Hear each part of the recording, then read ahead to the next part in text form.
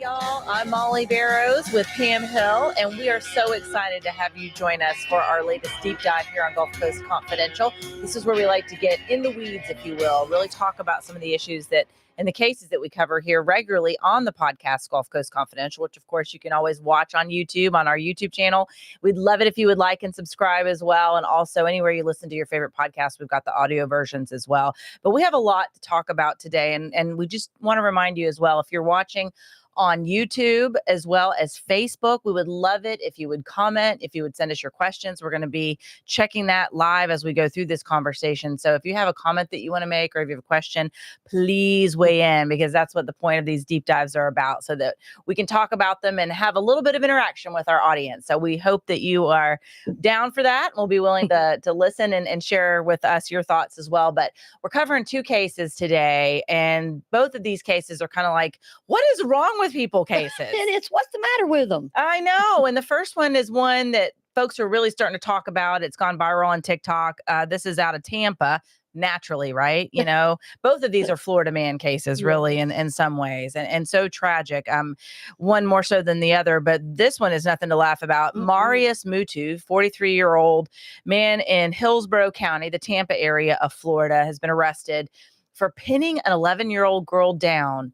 He apparently thought she was part of a group of kids that had been egging his house, and took it upon himself to basically think she was it, without any proof, without any, thing to show that for sure this was a kid that had been participating in this egging of his house. So he runs her down just because she's walking past his house, pins her to the ground, and she's screaming and yelling and crying. And I don't know about you, but I'm a mom. I have a 13-year-old girl, and that's what goes through my mind, Pam, when I'm listening to this child scream for help.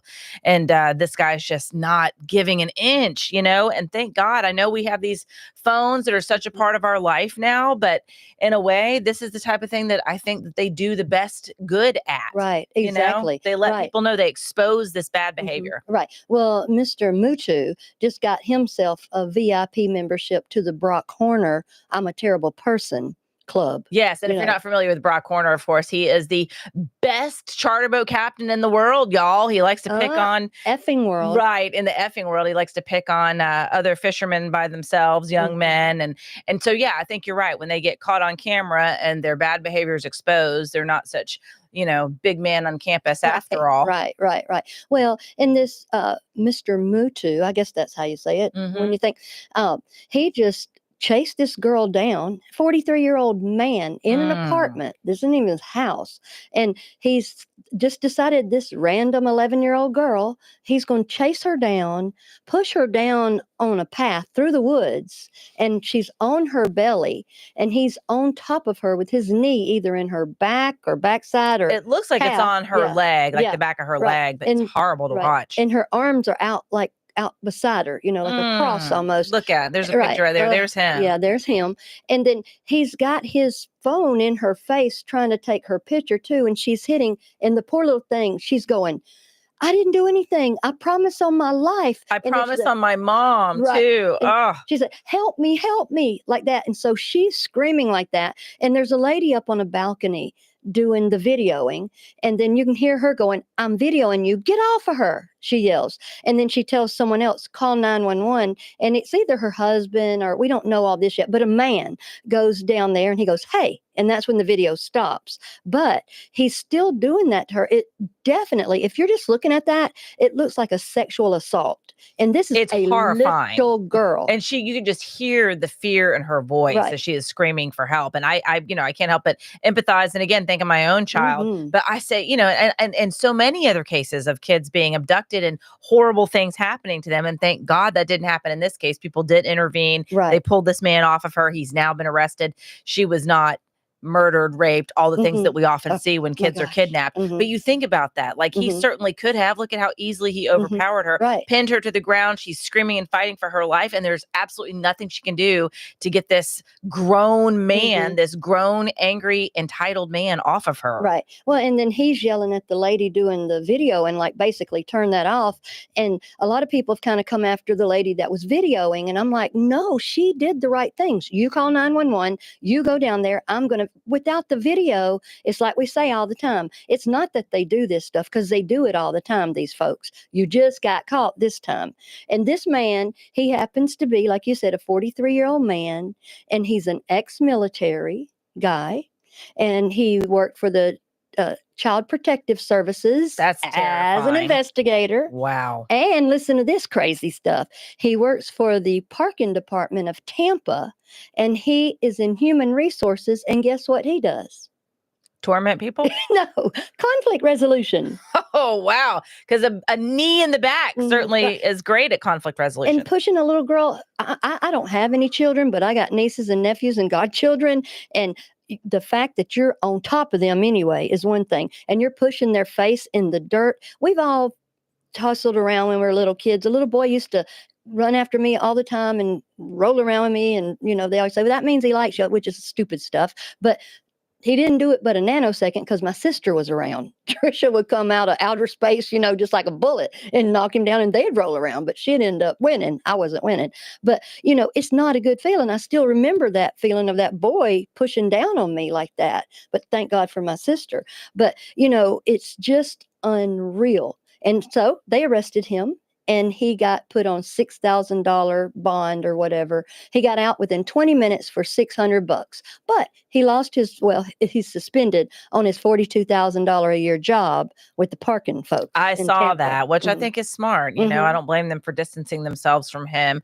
Obviously innocent until proven guilty, but when you have a video like that, to me, there's just no excuse for what he did. Yeah. Well, and if you notice, like I said, I don't care if the girl was throwing eggs, 50 eggs at a time. 100%. It didn't matter if she'd actually done it or not. That is talk about an overreaction, overkill. Right. I don't care if she's throwing that brick right there. That's why I brought that brick. I don't think people should throw eggs or bricks or whatever. But here we go again. You're not the boss of all of us, Mr. Brock Turner and Robert Tellis and Pow Pow Popcorn Man. These people, they just decide, I'm going to kill you, or I'm going to straddle you, and I'm going to push you down into the ground, or you're going to do what I say. And this is part of this, but I was very, very encouraged by the men that got on there. And they said, give me your address. I'll be right there. You can jump on top of me. Right. Or the people wanting to go buy eggs. And we all know how expensive those are these days. So, people must really want to get back at this guy going, what's his address? I got some eggs for him. Right. And they said they're going to start a GoFundMe for eggs. That's pretty funny. Well, I tell you what, and not to sound like I'm thinking like a prosecutor, but this is just him getting caught doing this. Right. What else has he done? And that terrifies me. That kind of stops my heart a little bit when I think that he's an investigator for any kind of child services, because I imagine there's plenty of times that he was alone with families or children where, depending on his mood, which clearly he seems to have some anger management issues, he did whatever he wanted. And in this case, I mean, to be that comfortable to take down an 11-year-old kid because you just suddenly decided that they must be responsible for this ongoing harassment you feel like you're enduring. And by the way, whoever is egging his house, I guess we know why. Really, maybe they had a good reason. Not that I'm endorsing vandalism, but cranky old man. Right. Well, he said the reason he was pushing so hard on her, and she was fighting him. She was fighting hard. He said, I was going to get a picture of her so I could turn it into the apartment manager. Now that doesn't even sound right, and you were too comfortable being on top of that little girl. That's what I'm saying. You were too comfortable. Very uncomfortable to watch. Right, doing that. And he's lucky that he got caught, and he's lucky that other people didn't see that. But I mean, if he wants to tussle like that, they can put him in jail. Absolutely. Well, he's facing charges of battery and false imprisonment. And I'm sure that there are plenty of cellmates who wouldn't mind doing the same thing to him. Right. Well, I mean, they were like, internet, do your thing, and it's like, here comes the shame shower. Right. And like I said, he just followed behind Brock Horner. Now you've ruined your career, most likely. You've definitely ruined your reputation or character. And I don't think they're going to let you be in conflict resolution at your job. Well, maybe he and Brock just need to get together and run a charter boat together. Right, or something like that in Florida. I know, but not to make light of it, because it's just unacceptable. But again, I'm thankful that their bad deeds were brought to the light, so that, if they're not going to, this guy was arrested and so was the charter boat captain. So in that regard, the law can punish them. But I do think you bring up a great point. They're going to get convicted in the court of public opinion Oh, yeah. very Oh, quickly. yeah. Already have. Yeah, definitely. And there will be a lawsuit. There's this lawsuit, like Marsha, Florida, Florida, Florida. Mhm. There is definitely going to be a lawsuit because you can't do this to kids. And I mean, I'm serious. When you start messing with children like that and you're a grown man, I venture to say this, if that was a different color man Oh, of course. and a different color girl, Absolutely. we would really be having something on our hands I here. know. And I hate that we even have to think about that, but it is true. It is And true. it did cross my mind as well, Mhm. And I think about that also with the FSU shooting, which is the exact other story that we are covering today. I went last week shortly after the shooting broke down or the shooting happened. I drove down like within a few hours and was there to cover it. And that's a tragic case too. But that is what went through my mind. The shooter in that case, he was shot in the jaw. He is still at the Tallahassee hospital there recovering. And so it's really sounds to me like a miracle he survived. Right. But, you do wonder about things like that. Like if, how much race plays a role. And this guy in this instance, he was, according to other students who went to class with him. And if you're not familiar, of course, you'd have to be under a rock not to know about the shooting at Right. FSU anymore. But, honestly, I would almost hats off to somebody who doesn't know about all this terrible stuff that Yeah. happens in the world to a certain Right. extent because it can bring you down. But this kid, Phoenix Eichner, is what he named himself, changed his name in 2020, but he had gone by a different name before that. Christian Gunnar Erickson Mhm. was his name. That was his the name that he was born with, his Christian name, if you will.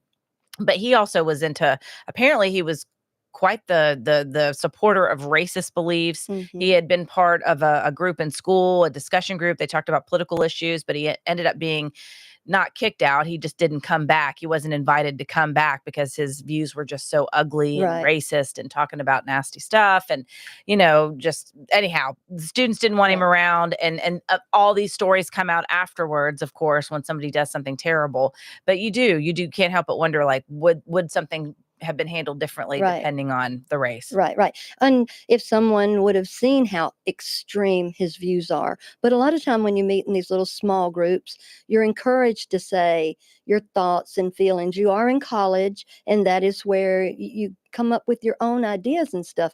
But sometimes our thinking is stinking thinking, and they are just outside of norms or what society says is normal. And basically, like, he was celebrating the use of Nazi symbols, and he also things, ridiculous things like Rosa Parks was wrong. I mean, those are some wackadoo things to be saying. Yeah, that doesn't make any sense to me either, actually. Yeah. Um, Saying some bad stuff. But yeah, I think we all thought about, again, with this stuff on our campuses where we've just, mom and dads take their kids to college, and you see it every time it happens with us. You go move your kids into the dorm and you look around and you think of all the fun and good things that are going to happen here.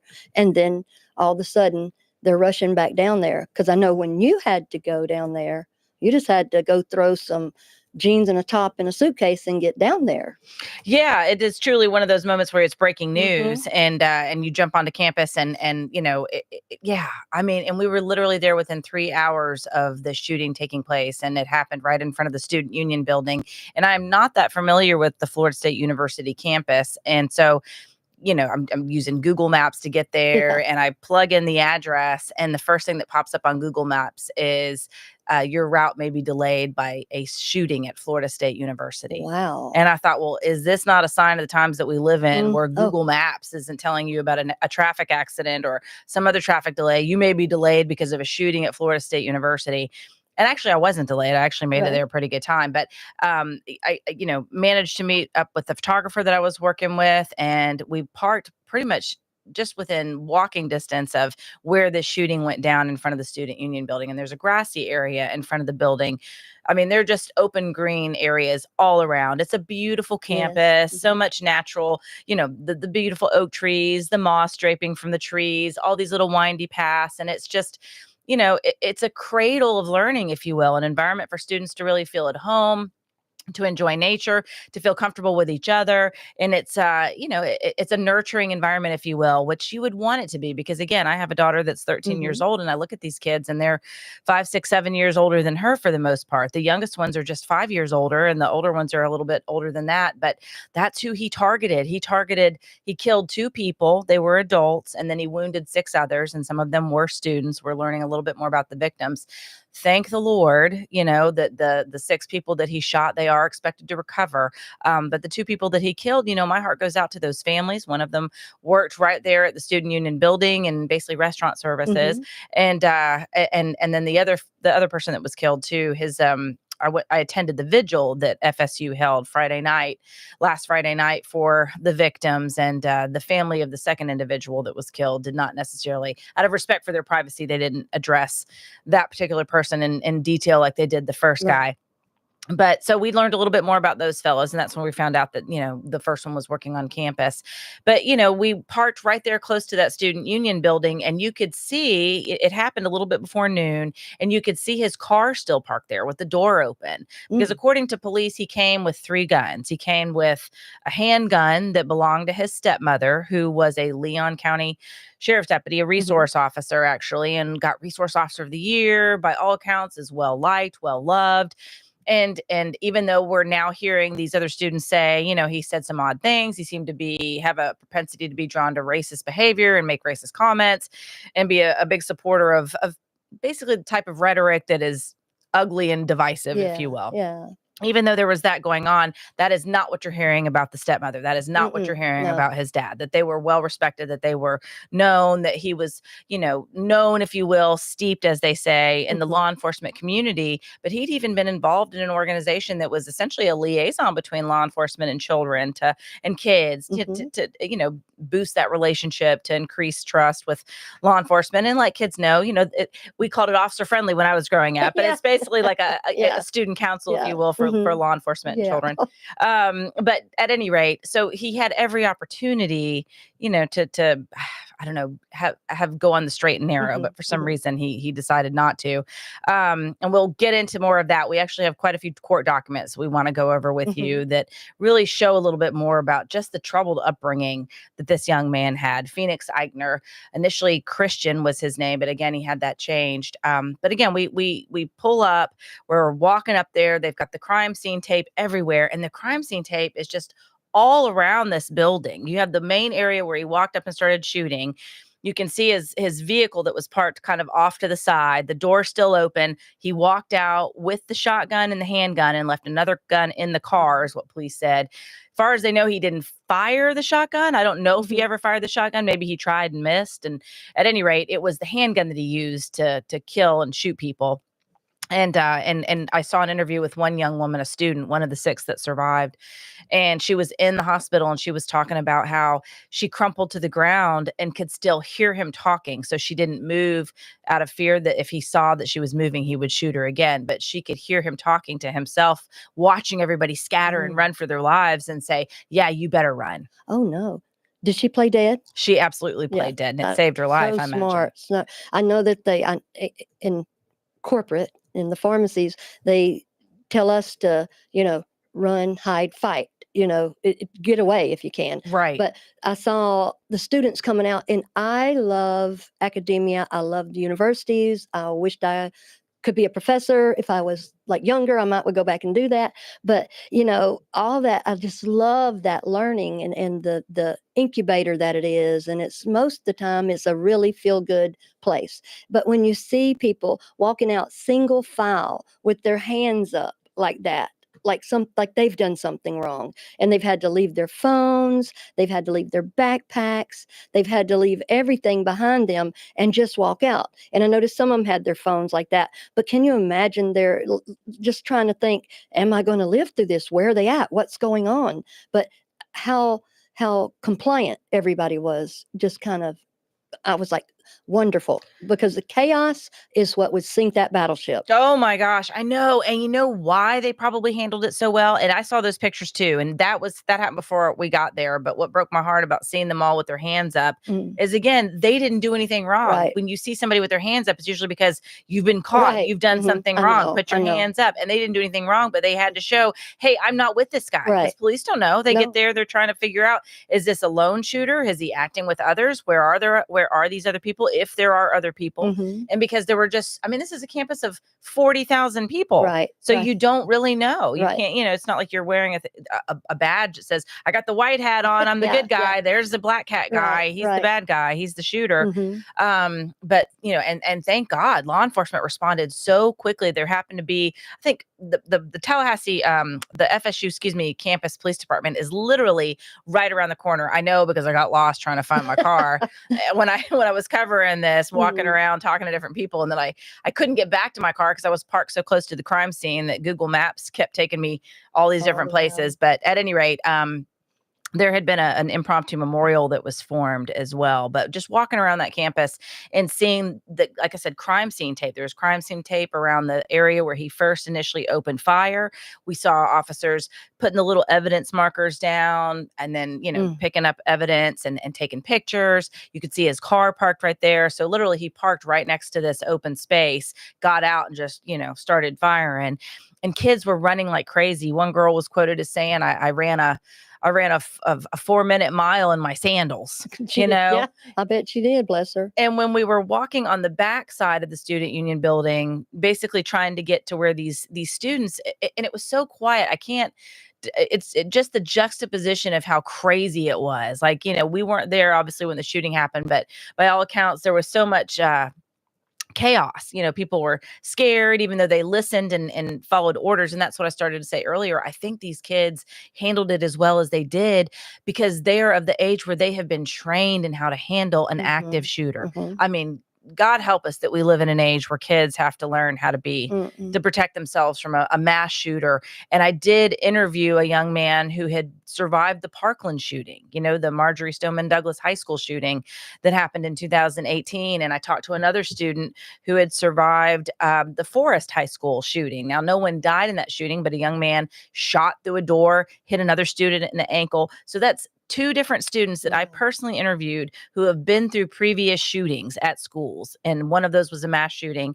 And then here they experience another mass shooting. So these kids are college age, but they've been going through trainings where, hey, this is what happens if somebody's shooting up your school. Wow. This is what happens if an armed person comes in. You barricade your door, you do this, you do that. And so I think these kids were just doing what they were trained to do. And also at the same time, acting on instinct, and, I interviewed another young woman the next day because, these kids, basically an alert went out by Florida State University. We believe in active shooters on campus, do what you take precautions, protect yourself, that sort of thing. And so a lot of these kids just stayed where they were. They barricaded the doors if they were in a classroom or in their dorm room. And some of them just ran. Like you can imagine the ones in the student union building, if they were working on their computer, on their notebook, their backpacks, it just got left. Right. So I did not go in the student union building because apparently, according to police, he shot outside as well as inside that building. But people ran, and a young woman that I spoke with who was in a wheelchair, and I interviewed her, and she was like, she goes, this thing has a motor. I was just hoping it would go fast enough in case he came in and shot. And I thought, my God, that hurts my heart. Oh my Lord. I mean, it's hard enough to think that if you're in the tip top physical shape that you can outrun a bullet. But my gosh, if you're already, having to overcome some other additional obstacles, it's terrifying all the way around. But thank goodness she was okay. And so were so many others, but they ran out that door. And then, like I said, the open field is on this side. His car's not too terribly far from it. So he just got out and started shooting, kind of walked into the building, I guess, according to police. We end up walking around because these students, it was so quiet. That night, as the sun's starting to set, it's a beautiful campus. It's so quiet. You can hear the birds chirping. It's that time of year where the ligustrum's blooming. So there's this sweet smell. There's honeysuckle everywhere. And you're thinking, my gosh, this is a beautiful campus. This is the perfect environment for learning. And these kids were having to run for their lives, and they're walking slowly and surely to this like little area that's on the I would say the backside. It was the backside to me because I Right. wouldn't know the front side of the Right. student union building, Yeah. but it was the backside to me at that point. And we ended up all kind of walking through, cutting through the crime scene, if you will, because on the backside there was crime scene tape there too, piles of clothes, medical supplies. Like you could see where they had kind of cut somebody's clothes Mm. to get to them and put some bandages on there. There's backpacks that were left behind, iPads that were left behind outside, and you could still see this. So, the picture is panic, Right. scared, Mhm. fear. They're running and they leave all these things behind. And thank God that they did. Yeah. But then, you compare that to just several hours later, you see all this stuff on the ground, the crime scene tape, and the birds are chirping and it smells Uh-huh. nice. And these kids are just so sweet, and they're not talking, but they're coming with Uh-huh. teddy bears and bouquets of flowers, and they just start laying them down. And we got there right when they started to make this makeshift memorial, and they're laying down these little bouquets of flowers, and they're just standing there holding each other, hugging each other. Some of them are crying, but it's just so quiet. And I can't emphasize that enough. It Right. is so quiet. And more people come, more and more media come, and everybody's just quiet. I mean, the media, we have to talk a little Mhm. bit, especially for those that are giving reports, which we were doing. But it was very That's respectful. what I'm thinking. It sounded so respectful. Yes, it was very respectful, I would say, on the part of the media as well as the staff, as far as what I saw when I was there for a couple days. And I just cannot stress enough how precious these young people Oh, are. yeah. They're just such young adults. The world is new to them. They're just starting out in life, and to have to wear and bear the weight of this, not only having Mhm. experienced it, but there were plenty there that didn't experience it, but they were hurting for their friends. Mhm. They were hurting for others. They weren't even, some of them, students at FSU. Some of Right. them went to the local community college. Some of them went to FAMU, but they all came because there was just this sense of camaraderie, this sense of, I have to be there. Mhm. Oh, I yeah. want to be there. I Mhm. mean, here it is, the end of the semester. They're about to graduate. It's Easter weekend. They might be going out of town anyway. But I talked to parents, I talked to students who chose to stay because that's where they wanted to Right. be. They wanted to Mhm. be there amongst their friends and their loved ones, because when you're grieving, I guess that's the best Mhm. place to feel Mhm. comfort, is Right. around other people who are grieving. Right, right. Well, and basically, we say it all the time, grief is love with nowhere to go, Right. or also the receipt that you hold that you loved someone. And then grieving and grief is such a universal feeling, no matter what country, no matter what gender, race, what have you. But when it's senseless like that, you're still walking around like you're in a vacuum. And did this just happen? Yes. And I know there's still this week going, did this really happen? And did that really happen those many years ago? And I'm not even 20 years old, and I've had two of these things that should never happen in anybody's life. But one thing that I have, I always love young people. I always love them. This bunch right now, they are real big into their feelings and Yes. empathy and kindness. And they're not like, let me say my group. Okay, my group. Okay. Well, Like, Gen Xers, we're just a bunch of right, feral cats right. running around like, we've been doing it on our own. We're just going to survive this too and keep it moving. But these kids, Latchkey. right, latchkey, these kids, they just, you're so right. And And I also saw just their faith. It was oh yeah. interesting. Mhm. There were plenty of scriptures that were written on the sidewalk, and there was letters that were written with scriptures on them that were left at this makeshift memorial. And that's one repeated theme that I saw over and over again. These kids were praying together. They were trying to comfort each other as best they can, regardless. And I'm talking about all religions here, Mhm. Christianity, Muslim, you name it. There Mhm. were all representations there, but I did see just a real swell of the faith-based community. These kids were Mhm. saying, you know what, God's got this, and I may be hurting, Mhm. but he's going to get us through. And it was refreshing to see them almost behaving as if they'd already been to therapy. Right. Really, you're right. Yeah, They're yeah. so They're in different. Yeah, tune. yeah. They're different. And like I said, we want bigger houses, bigger cars. Or we used to. I don't think now anymore. But with them, and that's what people say, well, they don't want to work. They don't want to work themselves to death. They understand that the moment and the feelings and the experiences, I really do think that they value relationships over transactions and right, experiences. right, and people over projects. You know, Yes. they really do have that part right. And there's probably frustrations that us older folks have with them, and they have them with us. You know, so to see that happen organically, you didn't see someone out there with a canopy up going, "Here's where you go." Here, if you leave people alone when they're grieving and they're honest and they're in their empathy, that empathy chip, you leave folks are I'm fixing to cry. Folks are inherently good. Yeah. You know, even though these two things we're talking about right here, folks are inherently good. We want to love each other. That's what we're put here for, is to love each other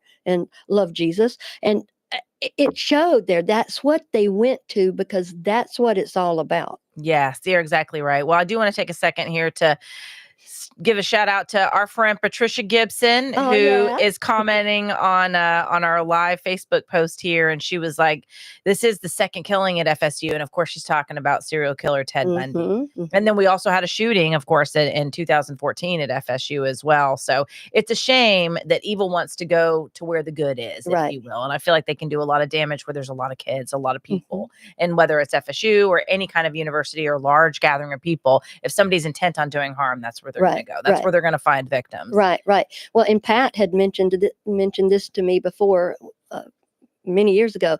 She was going to college at FSU during the time when Ted Bundy was there. Oh, And you know, gosh. the sorority house there, she had either received a bid or going to a party or something, but something told her she didn't want to do that. And I'm like, we know what that was. You know, that was God. That was a God thing. But I mean, she's right. I mean, it's been in our time since we've been young people in college that both of these have happened. And, you know, there's 40,000 people there. That's like a small town, or maybe like several small towns. Then you got Florida A&M right there, and the community colleges and stuff. I'm just grateful to God that the police and the campus police, lately these campus police have been stepping up, and they are practiced and they are serious on taking care of these students. And I think, folks, when you send your kid to college, that's one of the things I would check to see how campus police is. Absolutely. And in this case, to me, and I'm no expert, but by all accounts from what I've heard and what I've seen there, like the law enforcement response was textbook perfect. They couldn't have gotten there any faster. I think there was also some serendipitous SWAT training that was happening at the same time that was close by. So, I mean, you couldn't have had for something horrible to happen, help could not have been any closer. Right. And they did. They responded, and they helped get these kids to safety, and they neutralized the shooter pretty quickly. Yeah. You know, I mean, he did manage to hurt a number of people before they did, but to shoot him in the jaw, part of me was like, I wondered initially when I heard that he survived, and I did not know where he was shot until today, that perhaps there was an effort made to, because I don't think police are trained to shoot to wound necessarily. Yeah. They are, if they're going to use their service revolver, it's because they're trying to stop someone from either hurting them or hurting someone else, killing someone else. So I'm sure they weren't shooting necessarily to wound, but for whatever reason, this kid survived and got shot in the jaw, and they said it's going to take some time for him to recover. But thank goodness they were able to stop him. And in some ways, I'm, glad that he's alive. I think it's up to the good Lord to take somebody's life at the end of the day, but he put himself in that situation. And if he's going to survive, it's going to be interesting to me to see what kind of a defense he's going to claim. Because if he, as you know, if he claims, insanity, not guilty by reason of insanity, you have to be crazy to do something like that. But that is no excuse, in my opinion. Right. Yeah. I'm over that insanity defense, because, like you said, you have to be just basically insane to do stuff like that. But I also wonder, what's the motive? What's the problem here? But this is where, an angry young man. And this is where we go back in time sometime and look at their childhood. Oh, and let's do that right now. We've got a lot of court documents. I know some of this has been reported on, but a lot of it I don't think has. But we're talking about a case that goes back to 2007. He and his parents had been in and out of court for years, and there'd been an ugly custody battle, if you will. His mother had taken him out of the country, literally kidnapped him and took him back to her home country of Norway. The father had to fight to get her back and to get his son back. And he flew over there to Norway. It took a lot of back and forth. And we can talk a little bit more about that. I know we've both been reading these court documents, but essentially the father had to go to Norway after he finally got legal permission to go over there. He brought his son back. The mother ends up spending time in jail. And in reading these court documents, what is just vividly clear is that this kid has been suffering emotional trauma for a long time, and in Mhm. part due to, I guess, the stress that he experienced with the kidnapping, dealing with the mother. It was back and forth court battles with this mother, primarily the mother filing against the father. I mean, anything the dad did, she Mhm. was right there Right. saying, I want a full psychological examination of the dad. Mhm. I don't want him to be around my son. And at one point they had 50-50 custody, but Mhm. I guess based on what I'm reading, and of course we have not talked to her, but her mother is actually also saying that she blames the dad and the stepmom for Mm. what happened and Yeah. what the son became. But to me, it sounds like the apple doesn't fall, Right. fall Fall far far from from the the tree. tree Right. when Right. it comes to the mother and her mother, because based on these court documents, the mother seems to be the instigator with a lot of this court drama, Right. if Oh, you yeah. will. Oh, yeah, it's ridiculous because I was reading through there, and I mean, it's been over 10, 11, 12, 13 years, like started in 2007. And it's basically, it's a tortured history dealing with the mother because she does a lot of this outer space stuff like Lori Vallow Daybell does this pro se, which means represent herself. And then she'll write these 27 and 10-page letters to the judge and writing real small and tiny and ridiculous and claiming the most outlandish stuff. And they're reading it and they're deciding this lady's not stable. Well, and it does make you wonder if she ever got any help, really, because it seems like as though she might could have used it. But it aside from the fact that it emotionally traumatized him, they said that it also he missed school. This was in Hmm. 2015 that she took him to Norway and essentially kept him there for a while. By the time he got back, he was behind in school. He was dealing with all these other issues. His dad had him in counseling. The mother ends up going to jail. And for a while, the dad was saying in these court documents that he was improving, that, due to the stability of being with him and his wife, that he was in therapy, he was able to go to school regularly. And he was saying at the time, I don't want to be with my mom. I don't want to have any contact with my mom. I would prefer to, if I do, I want to keep it limited, because she was Right. unpredictable. And that's one thing that comes out clearly reading these court documents, is that he just struggled, and he Right. struggled with his relationship with his mom. And who knows the deep toll that takes on a person. Right. And it sounds to me, again, I have not talked to the father or the mother, but just based on these numerous documents that I've read, it certainly seemed like she was hell bent on getting her way, whatever it was in the moment, with these constant court filings. He seemed to be consistently staying on track of what is best for Hmm. my son. Right. He needs stability. He doesn't need to be jerked around. He doesn't need to be wondering what his mom's going to do next. He Mhm. needs therapy. And when he did manage to get him into an environment where it was calmer and he was able to, concentrate on himself, he did seem to improve. So you wonder what happened in that Mhm. interim, Mhm. but maybe the seeds had been planted, and as much as they thought they were getting him the help that he needed, when he got old enough, he's 20 years old. Mhm. He changed his name. The mom even pitched a fit back in the day that he was changing his name, that she should be informed about this, that he shouldn't be allowed to do it, because he had been wanting to change it for several years. Well, then, come circa June of 2020, he goes ahead and changes his name from Christian Gunner to Christian Mhm. Gunner Erickson to, Phoenix Eichner. Yeah. So I'm curious why he Yeah. chose that name. Yeah, I don't I know. was thinking about that. I always loved the name Phoenix because I like what a phoenix represents, rising up from the ashes and stuff. And he seems like he was a deep thinker. It doesn't seem like he thought correctly sometimes, but, he's thinking about Smart. stuff. Yeah, smart. And I mean, think about that. You got a nonsensical mother that's contemptuous toward everything, taking you to a whole nother country, hiding your passport, doing all kind of refusing to follow the laws. I mean, he probably never felt safe with her. That's exactly what I'm hearing in these court Mhm. documents. That's for sure. And then, we'll read you a little bit about this, but the father was granted sole paternal responsibility. This is part of the parenting plan that came out in this document. And this is about referring to the years 2017. Father was granted sole paternal responsibility. He was solely responsible for the daily tasks. The mother has no time sharing. Dad was responsible for healthcare. He was responsible for school related matters. responsible for all the decision making regarding any extracurriculars his son was going through. The mom, has limited access to information regarding her child's medical, dental, and school records, and she was to have no direct contact with him in any way, shape, or form. And the only thing she was basically entitled to was reports from the counselor and the therapist to see how he was doing, but that was only twice a year. So that tells you what the court thought of her behavior. Right.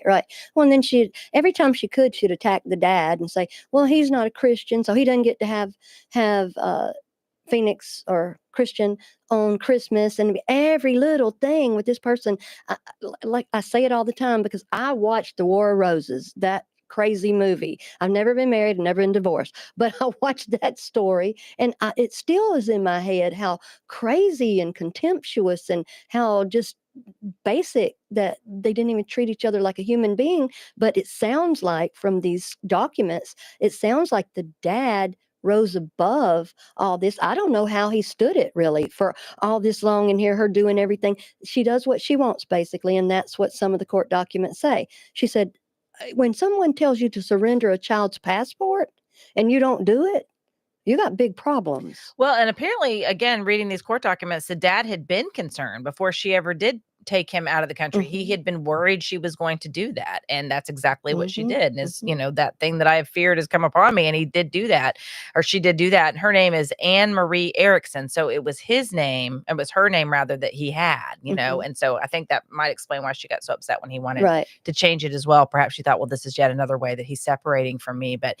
in one of these motions where basically her attorney is asking for her to have more contact with him, it reveals that she didn't even know until 2018 that's when his therapy stopped. Wow. And so that's when her attorney's saying, hey, this is as good a top opportunity as any, a good a time as any for them to try to have some sort of relationship. He's arguing that even though they've had rough patches, if you will, to say the least, that it, the mother wanted contact. She wanted something other than just 2 therapy reports a year. And now that therapy stopped, was there some way that they could be allowed to be able to talk on the phone or communicate, online through video? And that's what she was requesting in this motion, was to have the ability to contact her child and have a time sharing plan via telephone or video communications. But it seems as though the court was very reluctant to give her any time with him. And they did it through this Hague document, the international child abduction type of thing. So obviously it happens more than we know, because it's a big deal. When I saw that and started reading about that, I'm like, this is what they say, make a federal case out of it. It's a international case here. And I think the dad, it's like Solomon knew who loved the baby. Yes. He would not, the person that loves the baby will not split the baby. So I think that's why the dad has been through this from 2007, not just the dad and Phoenix and the stepmother and the mother. But this lady is one of these other control freaks again that we're talking about. And I don't even know what the motive was on this. This kind of background certainly doesn't look like a good place to start having to deal with life on life's terms when you're going to college, if you came from that chaos. Right. And, he's 20 years old. And so he was 19 in September of 2023 when this other motion that I'm looking at here, this is an order dismissing motion for contempt, enforcement, and immediate action on severe parental alienation. This was filed in September of 2023. He was just 19 years old. And basically the court is saying, hey, he's an adult. He's no longer a minor. And the court no longer has jurisdiction to enforce any kind of parental plan, responsibility, or time sharing.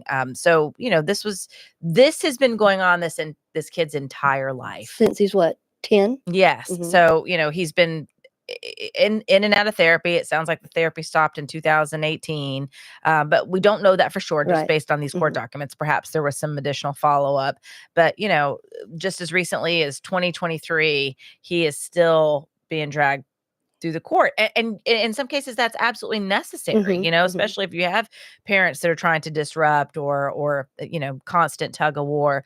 But if nothing else, it certainly does go to show the value of, and I hate to pass judgment, but it certainly seems like she was the aggressor in some ways with these court filings. And if she had perhaps even if her intentions were good, it seems like the pressure that she applied to him, the bound and determined to take him out of the Mhm. country, the bound and determined to have her Mhm. way, whether it was changing his name to whatever she didn't want it to be, and then, having full psychological evaluations of the dad. She was just always, Mhm. always on them and Mhm. on them. Maybe this kid just never had a chance to decompress and really relax. Maybe Yeah. he didn't know what normal felt Right, like. right. Well, and she had plenty of time where she got evaluated also. And this is what's so frustrating when we see stuff like this. It's been frustrating to me in my sister's case. I'll see stuff happening with my niece, and you see it, you know that you're right. You get judges involved, and nobody will do anything until something horrible happens. There's no excuse for what Phoenix did. There's no excuse at all. But his mother, that's not to me, not a normal mother that does stuff. Like I said, we know you don't split the baby. But this, thank God he had his dad. But I can only imagine what the dad and stepmom are going through too right now, along with Oh everybody boy. else. I'm not minimizing what happened at all, No. but we still don't have a motive. There'll never be a reason good enough for doing this. But I mean, this dad has done everything but fall on his face and ask for help for this child.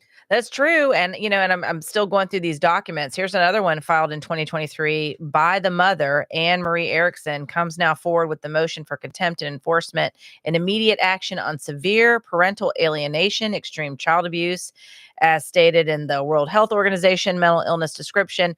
This seems to be something she almost wrote herself, Yeah. Oh, yeah. is She what does it that. appears to be. Right. Oh, she'll send some of them at the top. She'll say, memo from mother to the judge and people, Yeah. memo or note from mother. Or she told them she was going to relocate Christian at that time to Norway because weather reasons. And the other reason was the crime in Tallahassee has been excessive.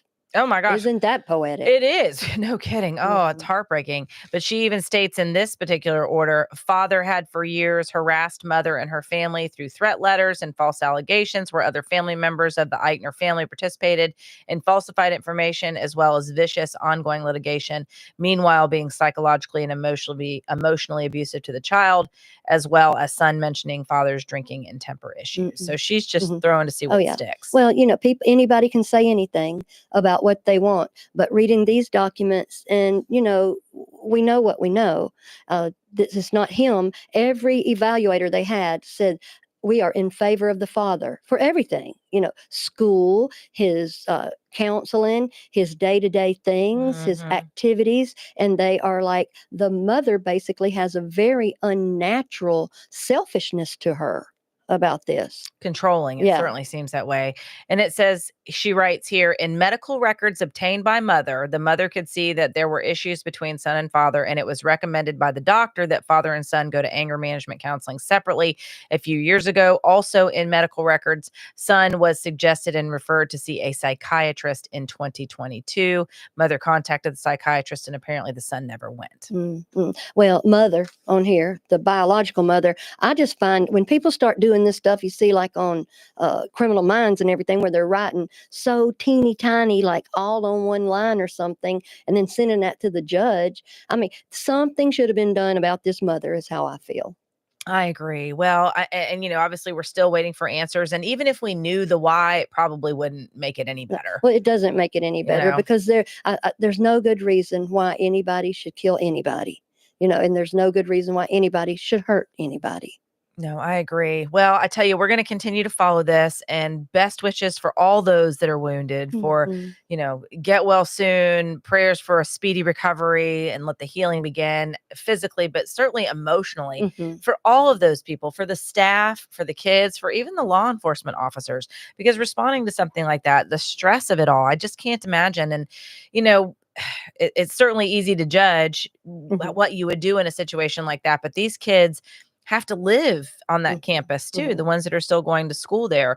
There are still protests. These kids are unifying. They want to see changes in gun laws. The ones that I spoke with Mhm. weren't saying get rid of guns. They weren't saying backtrack on the Second Amendment. They were simply saying, can we get some regulations as to who can have them? Mhm. And they point to a bill that's, made it through the House and is awaiting action in the Senate, that, a law was passed after the Parkland shooting that lowered because the age to buy a gun had been 18 and it raised it to 21. And now there is a bill that's been filed right before the shooting happened, essentially, that was heard in this legislative session that, again, I said passed the House and was waiting action in the Senate, but it was going to lower the age to buy a gun to 18. And again, I'm not trying to get political. I know that I know that people have strong feelings about guns, but that's not what this is about. This is simply about these kids and their feelings. And if you've survived multiple, mass shootings, and if shoving a table against a door for the second time in your life, right.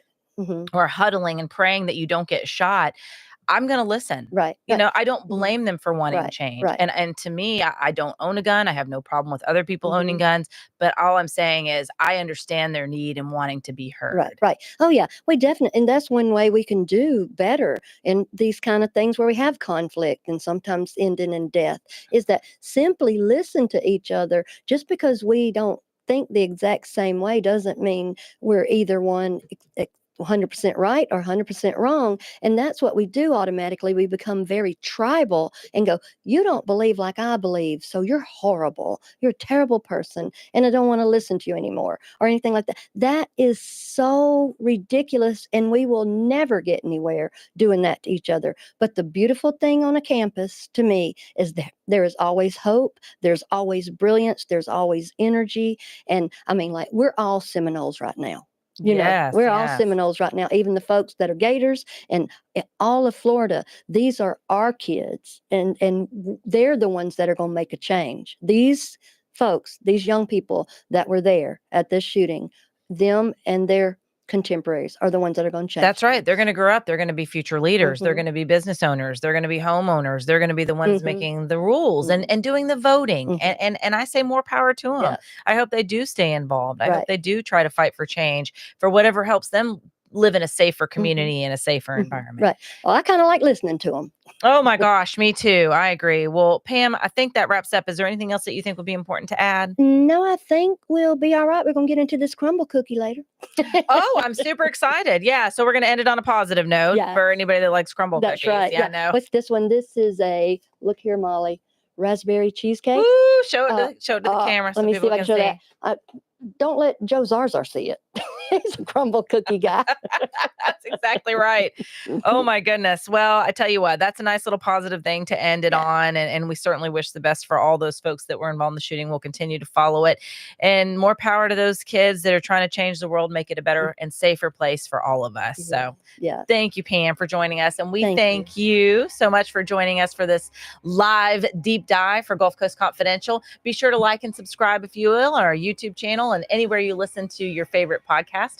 And we will see you on our next deep dive. And certainly check us out. We release a new episode on Gulf Coast Confidential every week. And lately we've been re-releasing some old ones too. So if there's anything you want to hear, whether it's old or new, please feel free to reach out and let us know. And we will see you next time.